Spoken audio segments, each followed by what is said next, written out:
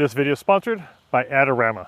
Now, it's been a little while since I made one of these videos, but I know a lot of people have seen in my videos, they'll see me hand launch and hand catch my drones. So I did want to do a little update now that we have a couple new drones here. We have the DJI Mavic 3. The last time I did one of these videos, I was using the DJI Mini. Now, if you're new to drones, I wouldn't suggest just jumping right into it. Just fly your drone for a little while, understand how the controls are, how orientation is first and foremost, before you jump into doing a hand launch and a hand catch. But in this video, I just want to show you guys some of the techniques I use, some things to expect, some things to look out for of how the drone is reacting. And before we get into the hand launch and hand catch, a quick word from today's sponsor, Adorama. And for those not familiar with Adorama, Adorama is one of the largest, most reputable online retail stores that specializes in everything from camera gear, lenses, lighting equipment, musical instruments, and these right here, drones like the DJI Mavic 3. The one thing I like about Adorama's website is that they always have deals of the day and a huge used section. So if you're looking at picking up some new gear, I always suggest just at least checking out the used section.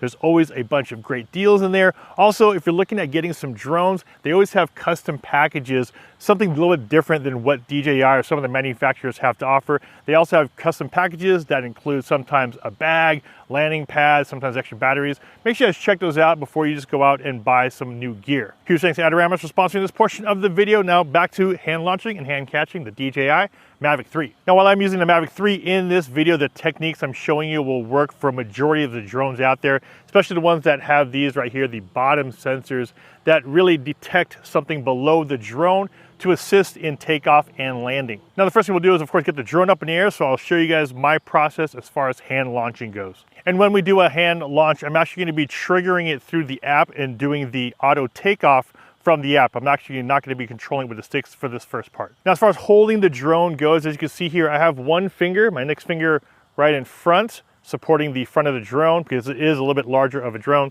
On the sides here, I have two fingers right there on the bottom and my thumb on the other side. So kind of just cradling it just like so as far as landing and takeoff. Now, one of the most important things you want to do before you take off is make sure that you have the wind on your back. So you want the wind going away from you, going forward, because of the fact that if you have the wind coming towards you and you were to take off too low, you might risk that wind coming right back. So you always want to adjust your body based on the wind. Make sure that wind is to your back so that if something does go a little bit different, a little change in wind direction, that the drone will again be pushed forward and not towards your face. Right now it's pretty calm outside. As you can see, I got some trees behind me, nothing's really moving, so it shouldn't have anything to worry about there.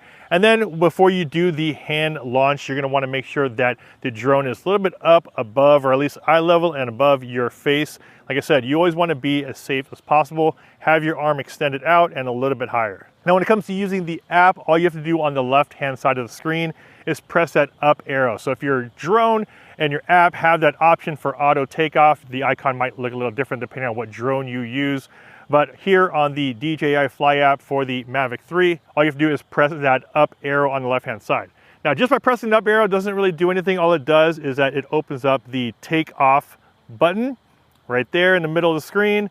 And now it says take off. Now, in order for you to actually engage takeoff, you're gonna need to press and hold that takeoff button until you see the circle go all the way around. And once it completes, then the propellers and everything will start up, get ready for takeoff. And when you press takeoff and have that circle go all the way around, the drone will automatically start the propellers and you'll start feeling the drone already kind of coming off of your hand. And once it does, you just go ahead and let go and then take a step back. You're gonna press the takeoff button, press takeoff and hold it. The propellers will start up and it'll automatically start lifting off of your hand. And there you go. You always want to take a step back. Like I mentioned, you don't know how the drone is going to react and you don't want to just stand there and figure it out. You want to actually take a step back and try to be in a little bit safer of an area. All right, so now that the drone is up in the air, a lot of times when people try to hand catch their drone, they'll always say, oh, there's something wrong. The drone is trying to get away from me. But the thing is, the drone is actually doing what it's supposed to do, and that's trying to maintain balance. When people try to grab the drone out of the air, the drone will spin up the motors a lot more to try to maintain its balance. It's not trying to necessarily get away from you. It's just trying to maintain balance. So I know a lot of people will say, hey, I tried grabbing it out of the air and the drone kind of took off. Well, it's doing what it's supposed to do until you engage landing. Now, as an example, like I said, if you try to grab the drone or move it, the drone is actually trying to just maintain its hover, but you're the one that's actually interrupting it. So if I move the drone around, just push it around, it's actually trying to just maintain hover. So if you just go in there and grab it, it's gonna fight you. It's gonna fight you because you haven't engaged landing. Now, in order for it to not fight you, what you wanna do is engage landing. Just same way if you were to land your drone on the ground, you're gonna be doing the same thing with your hand. Now, what exactly does that mean? Well, if you've ever tried landing your drone on the ground and you press that left stick down, the drone will go down, and once it senses the ground, it'll actually pause. And then when you keep holding that left stick down, it'll then continue to land. You're forcing it or telling the drone that it's a safe place to land when you're holding that left stick down. So the same thing happens here when you're using your hand. Let me show you a quick example. So if I just put my hand underneath the drone, it will automatically raise as though there's an obstacle below it or you're near the ground. It'll automatically just try to raise up because that's what those lower sensors are doing. So when it comes to hand catching it, I like to do the same thing. You want to engage landing with your left stick, but you want to put your hand there first so it tells the drone that you are below it. Your hand is pretty much simulating the ground. So what you want to do is put your hand underneath and it'll automatically raise.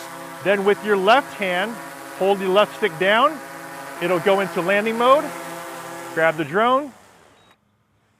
Keep holding that stick down and the motors will automatically turn off. Now here I have the DJI Mavic 3, but like I mentioned, these techniques will work very similar with all of the newer drones or most of the newer drones out there. You always want to make sure that you're thinking about safety first. So having that wind, right now the wind is kicking in, have that wind to my back. That way if the drone does go up and something goes weird, it's gonna fly ideally away from you. Try to keep your arm fully extended when you are hand catching and hand launching it. Also keep it above your eye level. That way, if, like I said, if anything does go weird, at least it is above your head.